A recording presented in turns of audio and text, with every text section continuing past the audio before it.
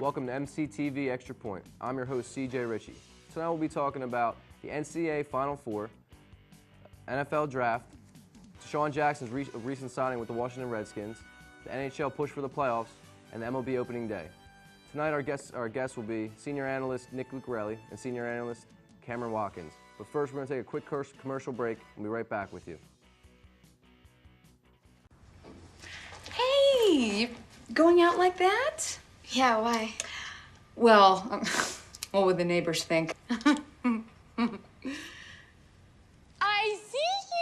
Come look at Mr. Feather. Look what I have. Mr. Bird, remember?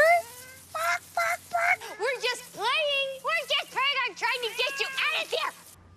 Even still. You don't have to be perfect to be a perfect parent. There are thousands of teens in foster care who don't need perfection. They need you. And welcome back to MCTV Extra Point. I'm here with our senior analyst, Nick Lucarelli. Nice to have you, Nick. Nice to be here. We're going to be talking about the MLB opening day. Yesterday, a lot of stuff happened. First off, Toronto Blue Jays shortstop Jose Reyes, big $1 million prospect, re-injured his hamstring. And now, what do you think about it? He'll be on the 15-day DL. Well, it's obviously a big loss. He's a big-name player. He's been around the block, so he's going to have more experience than a lot of other players in the Blue Jays. So that's a big loss, no matter how he slices it. You think re-injuring the same hamstring again, what is that? Does he's going to be a less durable player for the rest of his career? Well, it's going to hinder him. There's no doubt about that. He was a guy that he's built on his speed, man. He can get around those bases, and that's second injury, same leg, hamstring, that's not going to help. Moving on, Jimmy Rollins, Philadelphia Phillies shortstop, had hit a grand slam in his first game back. Prior to in the spring training, he was benched for saying that spring training doesn't matter. What do you take on that? Do you think he's back? Do you think he has 6 RBIs in 2 games? What a belief of Jimmy Rollins? Personally, you can't take away what he does on the field, but a guy that doesn't hustle at first, doesn't say spring training matters, it's just no matter what you think, you got to say the right things. You're a team leader by experience alone. You got to be a man, step up, say the right things, and he's not doing that. And I don't care how many grand slams he hits, he's impeding on the team. I do like Ryan Stammer, but I think spring training doesn't matter. I think we take it a little too lightly. Pittsburgh Pirates' Neil Walker, second baseman of the team. It's a walk-off home run for the Pirates' first win with a 1-0 bout against the Cubs. Yeah, I heard you were thinking Pirates are probably going to be your World Series prediction. They are my World Series prediction for the NL, no doubt about it. Neil Walker is just a part of that puzzle, and it comes down to this. The Pirates play as a team, and that's what wins in the MLB. They did lose some people, but they gained a lot back.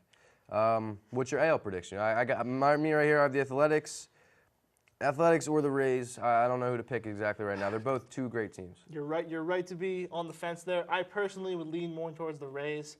I think when it comes down to it, they're going to be the ones that get it done, but it's hard not to root for the Athletics. All right, and my NL pick is the Los Angeles Dodgers with Yasiel Puig, who DUI a couple months ago, and now he's starting to have a shaky season. Over 5 first start, second game 2 for 4 with 2 base running mistakes, getting him thrown out both times. Dodgers have won, but he's not looking that good. It comes down to this. No player is worth the trouble that he causes, and he's not playing any type of baseball when it comes to the beginning of the season. He's got to be careful, otherwise he's going to be riding the bench. Well, we'll get into Deshaun Jackson a little later. And another New Jersey native from Toms River, Mike Trout, Rookie of the Year last year in the NL, belts a home run his first at bat, a 2-run shot against the Seattle Mariners. It can't be anything more but proud, can you? He's playing great. Loves the game, plays hard. Great first at bat, obviously. You got to love this kid. And the aging Yankees take an 0-1 against a 6-2 game against Houston. Now moving on to our next topic, the NHL push for the playoffs, where a lot of teams are trying to scrap their way into the playoffs right now. What teams to look for right now, Nick? What are you thinking? I think for the East, to start off with, if Toronto can sneak on in there with the David Clarkson big goal to bring them back into the playoff push, Toronto is the team to watch. With their speed, around the corners, their first line between Kessel, JVR, Kadri, it's almost scary if they can get in the playoffs. But they just had an 8-game losing streak. Again, they just broke it. They just broke it last night. So what's the recipe is just to squeak in, man. Once you get in, anything can happen. And from the West, personally, I'm feeling Minnesota. The leadership of Suter and Parise, I think, is going to guide them to the last 8th playoff spot. I think they can get it done in the West. Great forecheck, great speed on the team. Now the bubble teams, we have Dallas is the last team in on the West. Right behind Phoenix with 85 points, who Dallas has 85, but Dallas has played 1 less game. Vancouver and Winnipeg both have 79, Who do you think gets in? Who gets that last spot? Minnesota's solidified. Who gets that? Who gets that 8th spot? I think Dallas. The leadership of Jamie Benn, their 4th line is playing spectacular right now. They just have the most depth out of all the teams you just mentioned. I think they're the ones to take it. Playing for Paverlay. Radim Verbata, a great guy in Phoenix. Who knows if he'll make it, though. In the East, we have Detroit with 84, Columbus with 83. But Toronto is the team to look. They have 82. Washington, New Jersey, 81, 80. Do you think Washington, New Jersey squeaking by, or do you think Columbus and Detroit basically are untouchable at this point? Unfortunately for Washington, New Jersey, I think they are an Is afterthought. over. I think they're done. They're just not playing cohesive hockey right now. I think Detroit is a team to look for. All their goaltending hasn't exactly been consistent. Detroit, I think, would be the team. Detroit would be the bubble team to get on in there in the end, other than Toronto, and have a chance to win something, extend more than one round. Looking at injuries, Flyers defenseman Kimmo Timonen out for a couple games. He was scratched for last night's game against the shootout loss to the Blues. Also, Jason Taves is sitting the rest of the regular season out for the Chicago Blackhawks. Going to wait for the playoffs to get him back. What do you think? Who's more? Obviously, Taves is a great player, but do you think Kimmo is a big loss for the Flyers? Kimmo is the most underappreciated player on the Flyers, bar none. One of the most underappreciated players in the entire league. He's going to hurt more, believe it or not. Although Taves is on a team that just lost Patrick Kane, and he is the leader, one of the at least top 20, maybe even top 10 two-way players in the NHL, Kimmo is their defense right now, straight on that line alone with McDonald. I don't know if they can carry them all the way through. They're going to have to play some better defense, and without Timonen, it's going to be tough. When the playoffs will start, today we have a nice little mock set list. So the two biggest rivalries that you have New York Rangers against the Philadelphia Flyers in the first round, that happens to be, and then San Jose versus the LA Kings, nice California matchup. Let's start with the Rangers and Flyers. Well, my prediction, 4-3, Game 7. I go Philly. I'm biased. What about you, Nick? I'm also a little biased, but I'm going to try and be an objective here, and I think Philly gets home ice, and I think they take it in 7 games as well, 4-3. Rangers are their kryptonite, I believe. I think they're the game the Flyers don't want to see, them in Boston. But I think they squeak it out. The home ice is going to be a big deal. The LA Kings are the hottest team right now with Jonathan Quick as their goalie in that massive 2 lines to start off. San Jose's got more points. Who takes the series? I think San Jose does. They play more disciplined hockey as a team. Take all the stars you want in LA. Quick has a bad game. They're out the window. So I don't think Jonathan can carry them the entire playoffs. And I don't think that in that first 7 games they can carry them. I think San Jose takes it. All right. Well, that's all for NHL. Facebook is MCTV Extra Point. We're going to take a quick commercial break and get back with the NFL Draft and our senior analyst, Cameron Watkins. If you drive buzzed, it could cost you around $10,000. You'll face major legal fees, major fines, and steep insurance penalties. You could lose everything. Buzzed, busted, and broke. Because buzz driving is drunk driving.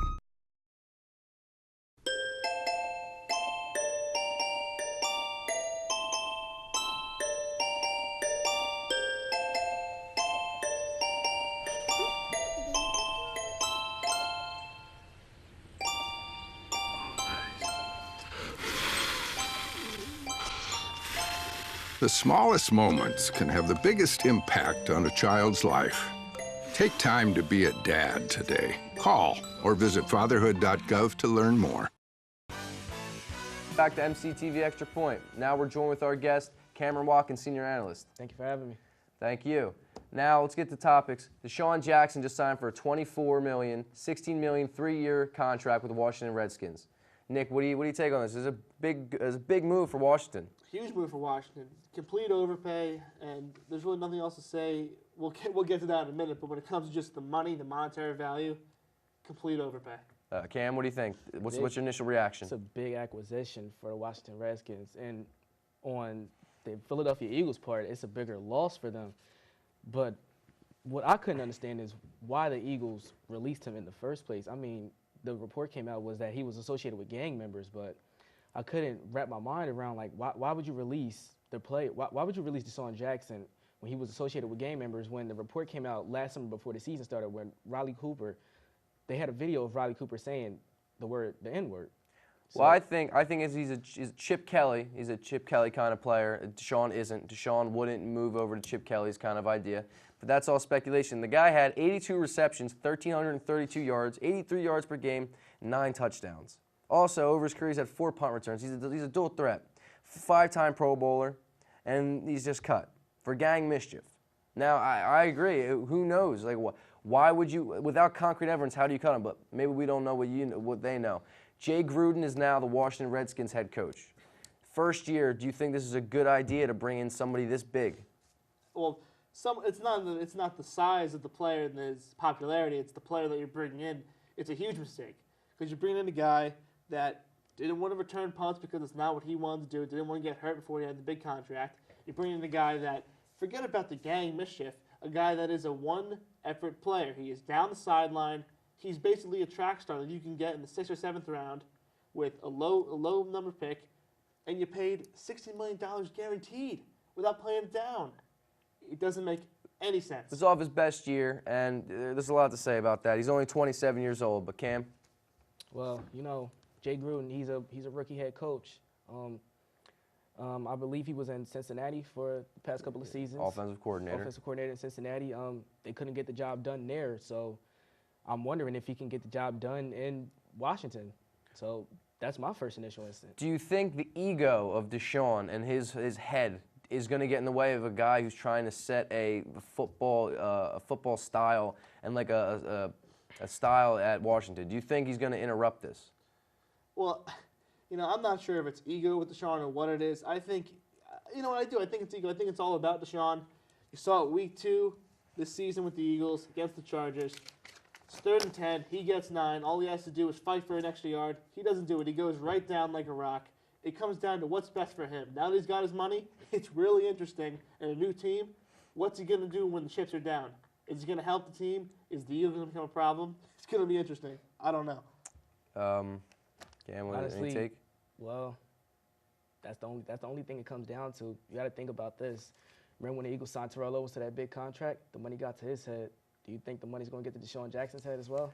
I think he needs it after that $20,000 stolen allegedly from his house, but that's a little speculation. We can't really get into that here. Also, he's got 60% reception rate, targeted 126 times, 82 receptions. That's great. He's the best he's ever had.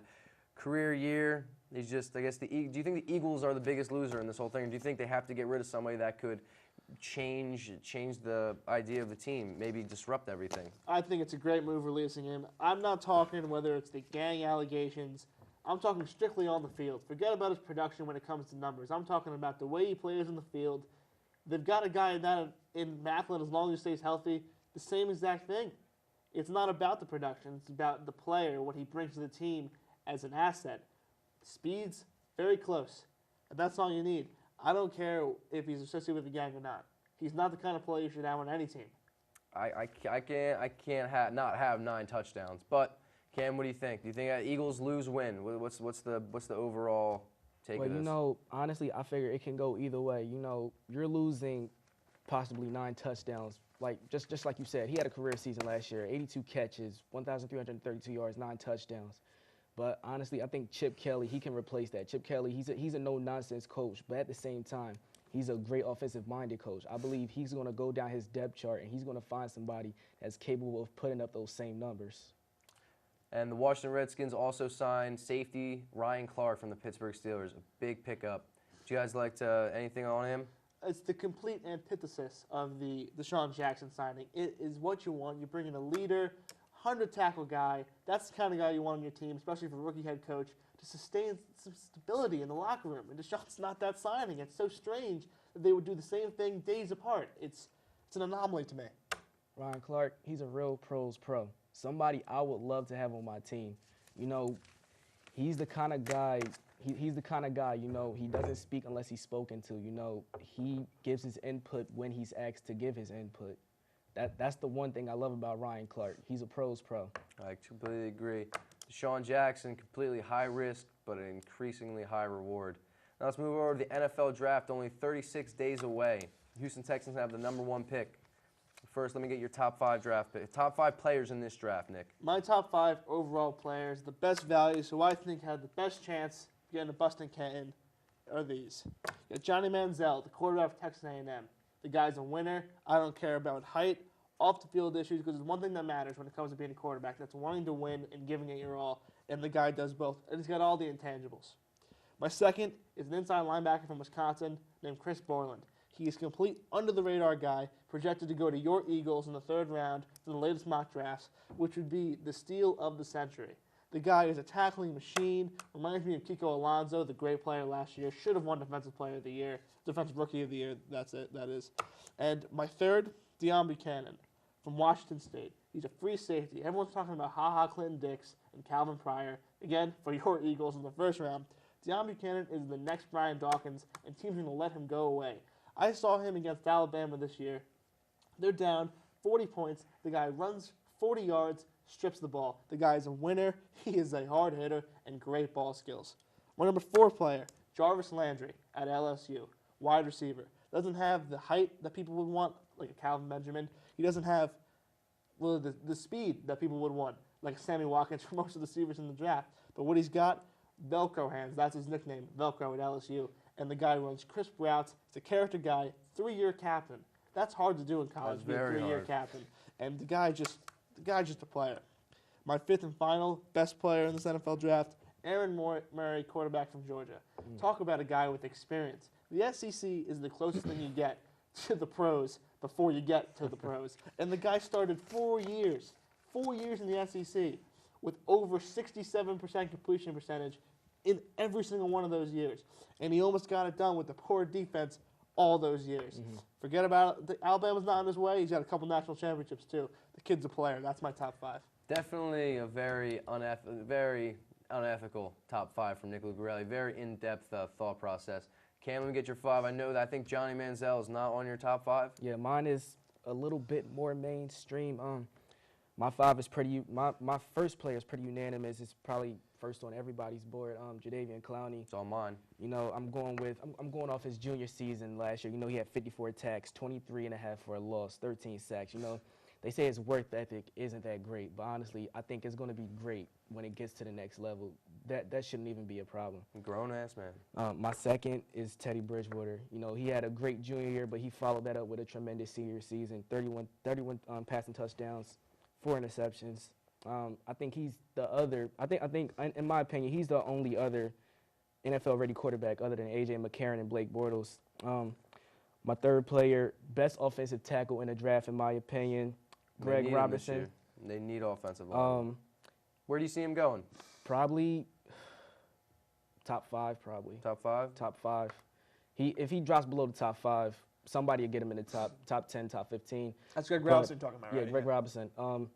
Honestly, if it wasn't for him, Trey Mason wouldn't have ran for those 1,816 yards. Another man under the radar. He would have been way under the radar. Yeah.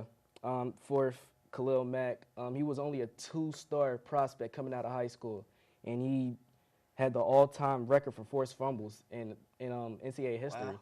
Wow. And fifth is Sammy Watkins, 101 catches, 1,464 yards, and 12 touchdowns. Not to mention his Orange Bowl stats: 16 catches, 227 yards, and 2 touchdowns. Tremendous skill set for him. Great players. My top 5, I'll start off with Clowney. So don't really have to get into him. Clinton Dix from Alabama, the safety. I think he's a great player. He's going to affect any team. Johnny Manziel, we all know about him. Sammy Watkins, great. And then the receiver of most of Johnny Manziel's passes was Mike Evans, and he's who I believe should go. He's a great player. He's tall. He's a tall player. Not to say the Eagles, certain teams like that need that receiver to get across the hump. Other players that should have been mentioned, not for the top 5, but in general, C.J. Mosley from Alabama, Calvin Pryor, Darqueze Dennard, Jake Matthews, Brandon Cooks, and Blake Bortles, Teddy Bridgewater were talked about, but not in depth. For let me get Houston Texans. Who you got? Who do they think they should pick? Who are they picking? Who are they picking? I don't care what you think. Who are they picking? Who are they picking? I want you St. Louis Rams for you. Number 2, number 1, Texas. They're picking Blake Bortles, which I think is a mistake. I like Blake Bortles as a kid.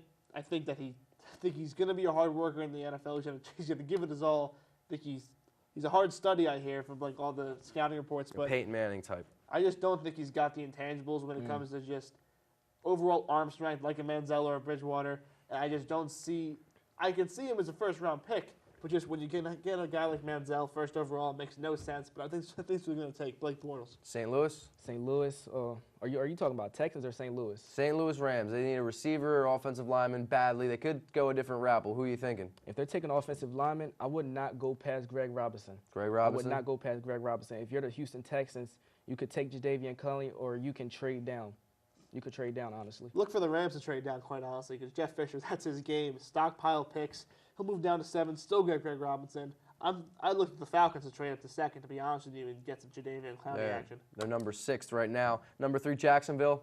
They're not going nowhere. Cleveland, number 4. That's what I'd like to hear about. Both of you, give me your Cleveland. Cleveland picked up a lot of players this year. A lot of players. They picked up Carlos Dansby, and they also picked up that safety. Dante Whitner. Dante Hittner. Yeah. Changed his name for a day. You're right, Dante Great Whitner. guy. But what do you guys think, Cleveland? What do they need? What are you going to take? What are you taking? Well, they need new management, Well- but they keep getting it every year. They keep turning things over. They got rid of Joe Banner, which was a very big step of getting out of I that think basement. they take Sammy Watkins, and it's not. Although I have other receivers higher than him, like Landry, I imagine it's not a bad pick. Sammy Watkins is a good player. He's the kind of guy that's got a high ceiling. If you can mold him, you get him with a guy like Josh Gordon on the other side, who's got heck of a ceiling. I think it's a good pick. I think he's the pick they're going to go with as well. Cleveland Browns, they can use either a quarterback or a wide receiver. If Bridgewater is on the draft, if Bridgewater is still there, you could take him. If Sammy Watkins is there, you could take him. They could go either way, honestly. That's great. Great analysis from our guest analyst, senior correspondents. But the NFL draft's only 36 days away. We'll be right back with your NCAA Final Four coverage right after this break.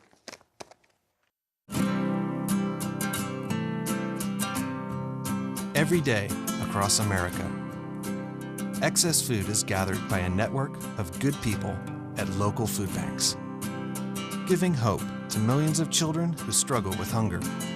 They've earned their wings, and you can too. Together, we can solve child hunger.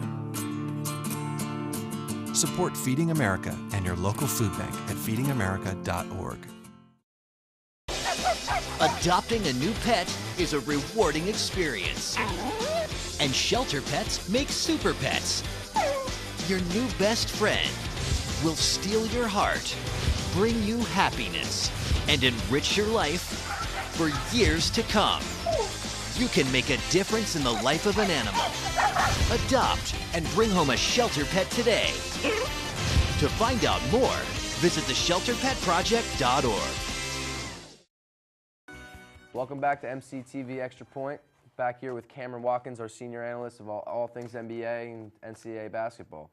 5 days away, April 6th, is going to be the Arlington, Texas Final Four for the college men's basketball.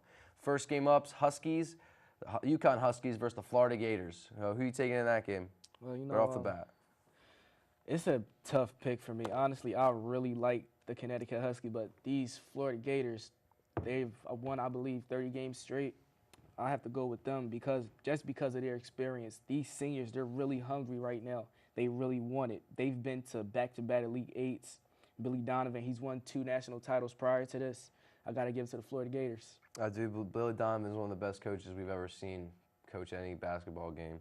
Shabazz Napier for UConn. He's committed to the NBA draft and also has 17.4 points per game for the UConn Huskies. Do you think that he will be a very big factor this game, or do you think Florida will shut him down with no Donovan's doubt about expertise? it. He will be a major factor for the UConn Huskies. If he isn't there, the UConn Huskies will be shut down completely. Honestly, if he isn't there, Ryan Boatwright has to step up for the UConn Huskies because Shabazz Napier is their offense. Everything goes through Shabazz Napier. That is true. On the Florida side of the ball, Scotty Wilbekin is their assist leader, and Casey Prey, their 14.2 points per game, is the points leader. Shabazz Napier also leads all the team in assists, points, and rebounds, but let me talk about Scotty Wilbekin. He's a playmaker. Of course, he's a playmaker. He makes the big shots when they count. Wilbekin, he's the one that always touches the ball. He's the one that has the ball in his hands every time. When it's about 10 seconds left in the game, he always has the ball. The offense goes through him. I think defense is going to be the big. Defense will be a big part of the game. But let me get you. You gave me who you think is going to win. Let me get the score. I think it's going to be a tight game, honestly. I give Florida 70, UConn 65. You heard it here first. When he gets that right, you guys give him all the money, okay? Moving on to the second game, Kentucky, John Calipari's Wildcats take on number 2 Wisconsin, team that's finally got really pushed to the Final Four after making the Elite Eight, Sweet 16 many years before this. Who do you got in that game right off the bat, man? I'm gonna go with Kentucky. These young guns, they really came together. And I don't know if any of you remember, but I predicted on split decision, we don't talk about that show. If these freshmen come together, this is what I say. If these freshmen come together and they find some chemistry, I said they would make it to the Final Four. And that's exactly what they did. They found some chemistry and they came together and they made it to the Final Four. So I'm going to give it to them. Came together at the right time. Julius Randle, just a beast of a person. 15 points per game, 10.5 rebounds a game. He's definitely the lifeblood of that team. Also, the Harrison brothers, just Aaron and Andrew, tearing it up. John Calipari coaching them a tremendous amount. Who do you think? Do you think the Harrison brothers or Randall will be the most important part of Kentucky's gameplay? Honestly, I believe Aaron Harrison, he will be a major factor, but Julius Randle, he has to step up. He has to play some great defense on Frank Kaminsky because he makes big plays especially when it counts. He's an inside-outside player. He can shoot. He can go inside. He can score anywhere on the court, honestly. Talking about Frank Kaminsky, he's got 13.6 points per game. He's Wisconsin's leading scorer for the Badgers, and I can't stress this enough that these teams with these one player that can change the game, I think every time they get shut down, you find another star. You find somebody else who really brings it out in the game. Do you think Kaminsky will have a game that he's capable of against Kentucky? Or do you think Calipari will shut him down? Honestly, Calipari, they will shut him down, but you have to consider this. Wisconsin, they have another player named Sam Decker. He's their X factor. He only had 7 points in the past 2 games, but when he's on, he's on. Completely agree. I think the rebounding will be pretty much the antithesis of how the game is decided. I think that Julius Randle, if he grabs enough boards, the game is over with Kentucky. But we'll let them play for it. What do you think? Can't wait. Let me get your score. I'll go with Kentucky. Kentucky 69, Wisconsin 64. Heard it here first. Thank you for coming to MCTV Live Extra Point. I'm your host, CJ Ritchie. Come with us next week. We'll be waiting for you.